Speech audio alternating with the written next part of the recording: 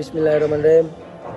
Assalamualaikum warahmatullahi wabarakatuh. Perkenalkan, kami dari kelompok 2 mata kuliah Bahasa Indonesia ingin membahas tentang gaya selingkung UIN. Di sini saya sebagai ketua kelompok. Perkenalkan, nama saya Fathan Miftahul Anam, dan saya juga mempunyai anggota-anggota kelompok yang bernama pertama Wulandari, yang kedua ada Ali Masdumun Nisa, yang ketiga ada Alwi Fikri, yang keempat ada Saniyatus Sadia, yang kelima ada Maharani Asyifah, yang keenam Intan Purnamasari, yang ketujuh Safira Zahra Faradisa. Sekian dari kami. Wassalamualaikum warahmatullahi wabarakatuh. Perkenalkan, nama saya Saniyatus Sadia dengan NIM 250502110199. Di video ini, kami akan menjelaskan mengenai cara menulis proposal tentang gaya selingkung UIN Malang. Tujuannya, membimbing langkah-langkah penyusunan proposal penelitian yang sesuai dengan standar gaya selingkung UIN Malang. Pemahaman mendalam tentang standar penulisan institusi dapat menghasilkan karya ilmiah yang berkualitas, relevan, dan sesuai aturan akademik. Nah, jadi apa itu gaya selingkung? Gaya selingkung adalah standar penulisan dan format resmi yang ditetapkan institusi akademik. Cakupannya yaitu skripsi, tesis, disertasi, artikel jurnal, dan karya ilmiah lain. Fungsi utama ada 4, yaitu yang pertama, standar penulisan dan format resmi. Hal ini mengatur kutipan, daftar pustaka, tabel, gambar, dan struktur karya ilmiah. Yang kedua yaitu konsistensi. Konsistensi menunjukkan ketelitian dan membuat pembaca fokus pada isi, bukan format. Yang ketiga yaitu profesionalisme. Profesionalisme menunjukkan penghargaan pada standar akademik. Dan yang terakhir adalah dukungan akreditasi, menjadi indikator akademik dan mutu institusi. Perkenalkan, nama saya Maharani Asyifah dari NIM 250502110201. Struktur umum proposal terdiri atas 4 hal. Yang pertama adalah judul, kedua latar belakang, yang ketiga rumusan masalah, dan yang terakhir adalah tujuan penelitian. Judul harus ditulis dengan jelas dan spesifik, artinya ditulis secara akurat merefleksikan fokus penelitian yang dibicarakan. Gunakan kata kunci yang relevan dan hindari kata yang memiliki makna ganda atau ambigu. Yang kedua adalah latar belakang masalah, artinya menjelaskan alasan pentingnya penelitian ini dirumuskan, serta menjelaskan konteks umum dan urgensi masalah penelitian dan potensi jika masalah tidak ditangani. Yang ketiga adalah rumusan masalah. Rumusan masalah harus berisikan identifikasi pertanyaan-pertanyaan spesifik yang ingin Anda jawab melalui penelitian. Rumusan masalah harus fokus, terukur, dan mengarah pada tujuan penelitian. Dan yang terakhir adalah tujuan penelitian. Tujuan penelitian harus ditulis secara eksplisit apa yang ingin Anda capai melalui penelitian ini. Tujuan ini harus sejalan dengan rumusan masalah yang telah dituliskan sebelumnya. Terpenting proposal mencakup 3 hal. Yang pertama adalah tinjauan pustaka, yang artinya pernyataan peneliti sebelumnya mengenai penelitian serupa yang dikerjakan. Pada bagian ini menunjukkan bahwa telah melakukan penelusuran literatur yang relevan. Pastikan penulisan akademik, etika penelitian, dan standarisasi publikasi ilmiah sesuai dengan lingkungan akademik Anda. Tinjauan pustaka yang kuat akan memperlihatkan kedalaman materi dan pemahaman Anda pada proposal Anda.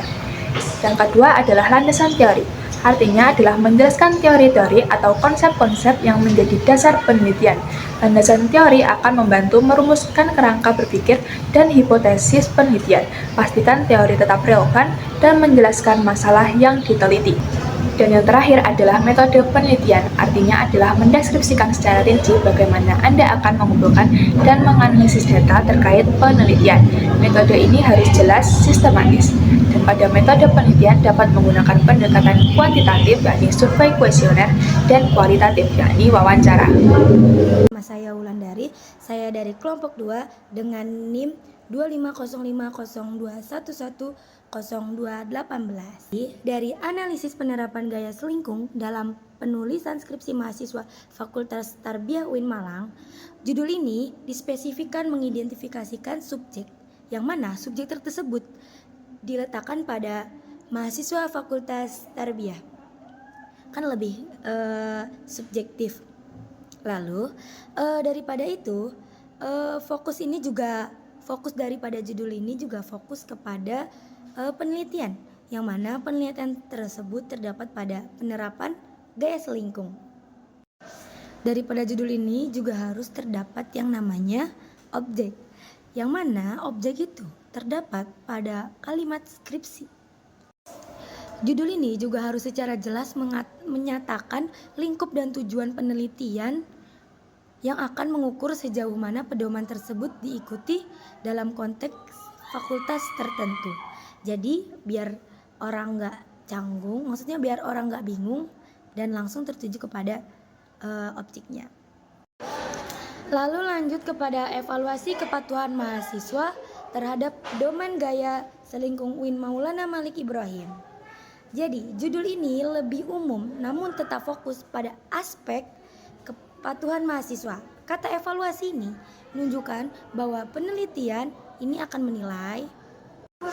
Lalu lanjut kepada judul evaluasi kepatuhan mahasiswa terhadap pedoman gaya selingkung UIN Maulana Malik Ibrahim Malang. Judul ini lebih umum namun tetap fokus pada aspek kepatuhan mahasiswa. Jadi dari judul tersebut ada kata evaluasi. Nah, kata evaluasi ini menunjukkan penelitian yang akan menilai efektif pedoman tersebut yang akan dipatuhi oleh seluruh mahasiswa. Yaitu kan ada evaluasi. Nah, evaluasi ini yang akan menjadi pelajaran dan harus dipatuhi oleh mahasiswa. Mungkin melibatkan program studi atau fakultas. Terima kasih. Akan dilanjutkan kepada teman saya. Assalamualaikum. Nama saya Safira Zahra Faradisa, saya berasal dari kelas F, NIM saya 25050211024. Jadi di sini saya akan menjelaskan tentang tips menulis latar belakang dan rumusan masalah. Latar belakang masalah. Apa sih latar belakang itu? Latar belakang adalah narasi awal yang menarik pembaca dan meyakinkan mereka tentang relevansi penelitian Anda. Mulailah dengan gambaran umum tentang pentingnya penulisan ilmiah yang baik, kemudian kerucutkan ke situasi spesifik di UIN Malang terkait gaya selingkung. Jadi latar belakang itu adalah narasi pembuka yang menarik, di mana menjelaskan relevansi penelitian dan mengarahkan pembaca dari gambaran umum ke masalah spesifik. Lanjut, ada kondisi nyata. Nah, kita tarik dari kondisi nyata di UIN Malang. Jadi di sini kamu menjelaskan kondisi, bukan sekedar fakta nyata tentang UIN Malang, tapi jelaskan bagaimana gaya selingkung diimplementasikan di UIN Malang. Apakah ada sosialisasi yang cukup? Apakah ada forum diskusi tentang penerapannya? Atau justru ada ketidaktahuan di kalangan civitas akademika? Yang kedua ada identifikasi masalah. Perhatikan masalah-masalah konkret yang muncul akibat kurangnya pemahaman atau kepatuhan terhadap gaya selingkung. Ini bisa berupa yang pertama, ketidakkonsistenan format. Nah, jadi ketidakkonsistenan format ini meliputi banyak skripsi atau tesis yang memiliki format berbeda-beda, menyulitkan pembaca dan penguji. Yang kedua ada kesalahan penulisan, di mana ada kesalahan dalam sitasi, referensi, atau tata bahasa yang seharusnya diatur oleh gaya selingkung. Yang ketiga ada kurangnya sosialisasi. Mungkin pedoman sudah ada, tetapi kurang disosialisasikan secara efektif kepada mahasiswa dan dosen. Yang keempat ada dampak pada kualitas akademik. Nah, dampaknya itu jelaskan bagaimana masalah ini dapat mempengaruhi kredibilitas dan kualitas karya ilmiah UIN Malang secara keseluruhan. Jadi yang kedua saya akan menjelaskan tentang rumusan masalah. Setelah memaparkan latar belakang, rumusan masalah menjadi jembatan untuk menunjukkan apa yang akan Anda teliti. Ini harus berbentuk pertanyaan yang spesifik, jelas, dan dapat dijawab melalui data yang akan Anda kumpulkan. Di rumusan masalah itu, gaya bahasa juga harus fokus dan terukur, di mana pertanyaan harus spesifik dan tidak terlalu luas. Hindari pertanyaan yang terlalu umum atau filosofis. Kenapa sih harus menghindari pertanyaan yang terlalu umum atau filosofis? Karena dengan itu rumusan masalah sulit terukur karena pertanyaan filosofis yang biasanya abstrak tidak bisa dijawab dengan data atau penelitian terapan. Contoh rumusan yang terakhir ada contoh rumusan masalah. Nah, ini contoh-contohnya. Yang pertama, bagaimana persepsi mahasiswa UIN Malang terhadap urgensi penerapan gaya selingkung dalam penulisan karya ilmiah? Apakah terdapat perbedaan tingkat kepatuhan gaya selingkung antara mahasiswa sarjana 1 dan sarjana 2 di UIN Malang? Selanjutnya ada faktor-faktor internal dan eksternal apa saja yang menghambat mahasiswa dalam menerapkan gaya selingkung UIN Malang. Selanjutnya ada bagaimana peran dosen pembimbing dalam memastikan kepatuhan mahasiswa terhadap gaya selingkung UIN Malang. Jadi itu contoh-contohnya tentang rumusan masalah terkait gaya selingkung di UIN Malang. Jadi itu saja yang dapat saya sampaikan terkait tips menulis latar belakang dan rumusan masalah. Sekian, terima kasih. Nama saya Ali Fikri, NIM saya 250502110225. Di sini saya akan mempresentasikan metode penelitian yang sesuai. Oke, di sini saya akan melanjutkan metode penelitian. Untuk pemilihan metode penelitian yang sangat tepat, sangat penting untuk menjawab rumusan masalah secara valid dan reliable. Berikut adalah beberapa pendekatan yang bisa Anda pertimbangkan untuk penelitian tentang gaya selingkung UIN Malang. Untuk yang pertama, pendekatan kuantitatif. Pendekatan kuantitatif ini cocok jika Anda ingin menggali pengalaman mendalam tentang persepsi, pengalaman, dan motivasi di balik penerapan gaya selingkung. Untuk macam-macamnya ada wawancara mendalam, terus ada observasi dokumen, ada teknis analisis data. Untuk yang pertama, wawancara mendalam. Untuk ada bimbingan dari dosen, terus ketua prodi atau mahasiswa yang sangat menyusun skripsi, mengetahui pengalaman mereka dalam yang dihadapi. Terus yang kedua, observasi dokumen. Analisis ini terdapat sejumlah simpel skripsi yang tesis untuk mengidentifikasi pola kesalahan dan konsistensi dalam penerapan gaya selingkung. Untuk yang ketiga, teknis analisis data. Di sini ada beberapa macam analisis. Yang untuk yang pertama, analisis tematik, analisis naratif, analisis atau analisis deskriptif kualitatif untuk diidentifikasi tema-tema berulang atau pola-pola dari data yang terkumpul. Untuk yang berikutnya, yang kedua, pendekatan kuantitatif.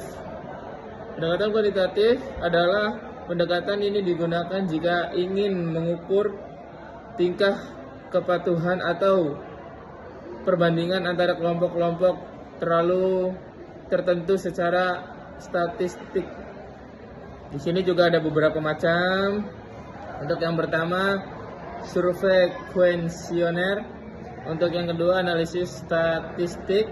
Untuk yang ketiga, penilaian skala.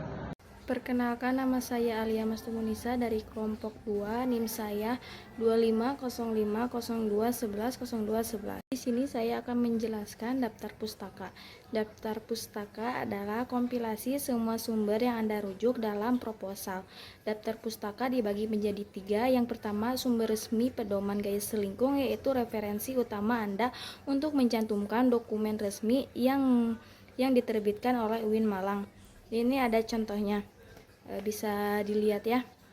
Yang kedua, sertakan buku artikel, jurnal atau proceeding seminar yang relevan dengan topik penulisan ilmiah etika penelitian. Di sini juga ada contohnya, bisa kalian lihat. Yang ketiga, terakhir, konsistensi format. Pastikan semua entry dalam format gaya selingkung UIN Malang secara ketat. Di sini ada jadwal penelitian. Jadwal penelitian adalah rencana kerja yang menunjukkan estimasi waktu untuk setiap tahapan proyek. Hal ini penting untuk menunjukkan bahwa penelitian Anda terencana dengan baik dan realistis dalam hal durasi. Buat jadwal realistis adalah pertimbangkan setiap tahapan mulai dari persiapan, pengumpulan data, analisis data, hingga penulisan laporan akhir. Terlalu ambisius, berikan kelonggaran untuk hal-hal tak terduga. Gunakan format Gantt chart. Ini adalah cara visual untuk efektif untuk menampilkan jadwal Anda dengan kolom untuk aktivitas dan baris. Di sini ada durasi waktu. Yang pertama dalam minggu atau bulanan. Contoh tahapannya pengajuan dan seminar proposal minggu 1 sampai 4, revisi proposal minggu 5 sampai minggu 6, pengembangan instrumen penelitian minggu 7 sampai minggu 8, pengumpulan data minggu 9 sampai 12, analisis data minggu 13 sampai 16, penulisan laporan akhir minggu 17 sampai minggu 20, ujian dan publikasi minggu 21 sampai 24. Intan Pramasari, biasa dipanggil Intan. Di sini saya akan menjelaskan proses pengajuan dan review proposal di UIN Malang. Jadi, setelah proposal Anda selesai disusun, langkah selanjutnya adalah melalui proses pengajuan dan review proposal yang berada di UIN Malang. Memahami alur ini akan memperlancar perjalanan penelitian Anda. Yang pertama adalah konsultasi dengan dosen pembimbing. Ini adalah tahapan krusial. Sebelum mengajukan dengan resmi, diskusikan proposal Anda bersama dosen pembimbing yang telah ditunjuk atau yang Anda pilih. Dosen pembimbing akan memberikan masukan, koreksi, dan validasi terhadap judul, isi, metodologi, dan kelayakan penelitian Anda. Pastikan Anda mendapatkan persetujuan dan tanda tangan dari dosen pembimbing. Kedua adalah pendaftaran proposal melalui sistem resmi kampus. UIN Malang kemungkinan besar memiliki sistem informasi akademik terpadu, misalnya Simpelmas, Siakat, dan Partai Penelitian. Untuk pengajuan proposal, Anda perlu mengunggah dokumen proposal lengkap dan mengisi formulir daring yang diperlukan. Pastikan semua data terisi dengan benar dan tidak ada yang terlewat. Ketiga adalah persiapan dokumen pendukung. Selain proposal utama, Anda mungkin perlu melampirkan beberapa dokumen pendukung seperti transkrip nilai akademik. Transkrip nilai akademik ini untuk menunjukkan kelayakan akademik Anda.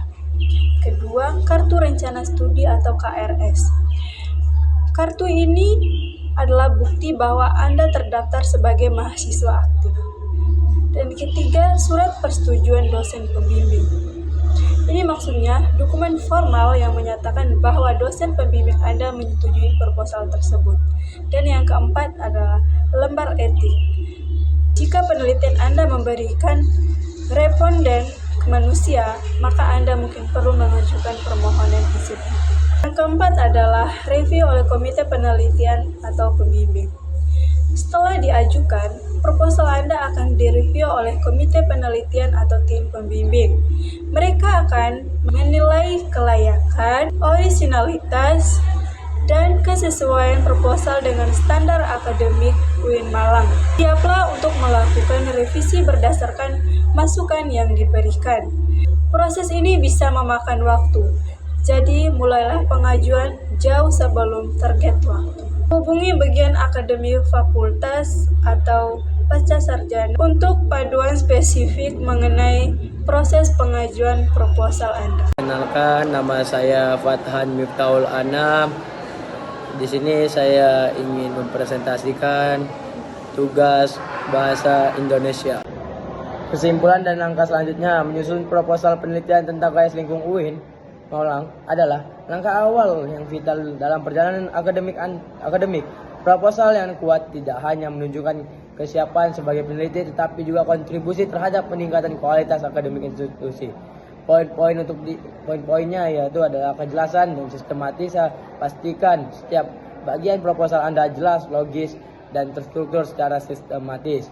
Kesesuaian dengan pedoman UIN Maulana Malik Ibrahim, ini aspek paling fundamental. Manfaat sumber resmi selalu merujuk pada pedoman resmi UIN Malang. bimbingan dosen, jangan ragu untuk berkonsultasi intensif dengan dosen pembimbing. Langkah-langkahnya: review pedoman resmi, pilih topik spesifik, mulai susun draft, berkomunikasi aktif. Dengan persiapan matang dan dedikasi, proposal tidak hanya akan diterima tetapi juga menjadi fondasi yang kokoh untuk penelitian yang berkontribusi nyata. Sekian, Assalamualaikum warahmatullahi wabarakatuh.